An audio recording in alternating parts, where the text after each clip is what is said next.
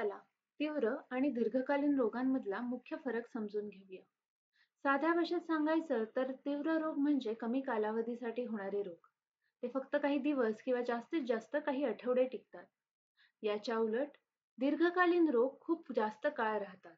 हे रोग काही महिन्यांपासून काही वर्षांपर्यंत किंवा कधी-कधी आयुष्यभरही टिकू शकतात. समजा एखाद्याला फ्रॅक्चर झालं, तर हा तीव्र रोग आहे. काही आठवड्यातच फ्रॅक्चर बरं होतं, प्लास्टर किंवा शस्त्रक्रिया करून व्यक्ती पुन्हा पहिल्यासारखी होते.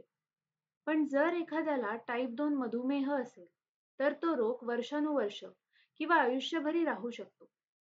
तीव्र रोग आणि दीर्घकालीन रोग यामधील पहिला फरक म्हणजे रोगाच्या कालावधीचा. तीव्र रोग हे काही दिवस किंवा काही आठवडे टिकतात. या उलट दीर्घकालीन रोग काही महिने किंवा काही वर्ष राहतात. या दोन्ही प्रकारांच्या आजारांमध्ये रोगाच्या वाढीचा वेग देखील वेगळा असतो.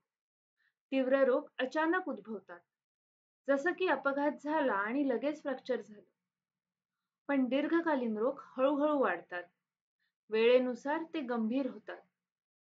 पुढचा मुद्दा उपचाराच्या कालावधीचा. या दोन्ही रोगांच्या उपचाराचा कालावधीही वेगळा असतो. तीव्र रोगांवर उपचार कमी वेळात होतात. दीर्घकालीन रोगांवर मात्र खूप काळ उपचार घ्यावे लागतात. कधी-कधी वर्षानुवर्षे, कधी-कधी हे रोग जीवघेणेही ठरतात. तीव्र रोगांची उदाहरणं मलेरिया, सर्दी आणि विषमज्वर. हे रोग अचानक होतात. संसर्ग झाल्यानंतर काही दिवसात किंवा आठवड्यातच योग्य उपचार घेतल्यावर तुम्ही पूर्ण बरे होता. दीर्घकालीन रोगांची उदाहरणं कर्करोग, संधिवात, मधुमेह, क्षयरोग. हे रातोरात होत नाही तर हळूहळू वाढत जातात आणि एकदा निदान झाल्यावर उपचाराला खूप वेळ लागतो. तीव्र रोग दीर्घकालीन होऊ शकतात का? एक छोटी गोष्ट पाहूया. आकाश आणि रवी दोघांनाही पाठदुखीचा त्रास आहे. आकाशचा त्रास अपघातामुळे, तर रवीला मणक्याच्या गादीचा आजार आहे. आता मणक्याच्या गादीचा आजार म्हणजे काय? आपल्या पाठीचा कणा हा अनेक छोट्या हाडांनी बनलेला असतो, ज्यांना मणके म्हणतात. या प्रत्येक दोन मणक्यांच्या मध्ये एक मऊ गादीसारखा भाग असतो. आपल्याला चालताना, पळताना, वागताना किंवा उड्या मारताना जे धक्के लागतात ना, ते ही गादी शोषून घेते. त्यामुळे मणके एकमेकांवर घासले जात नाहीत आणि पाठीच्या कणाला लवचिकता मिळते.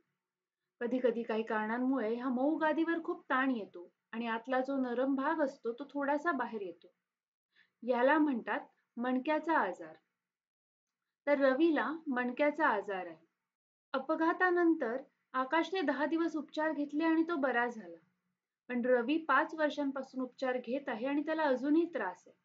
इथे आकाशचा रोग तीव्र आणि रवीचा दीर्घकालीन आहे.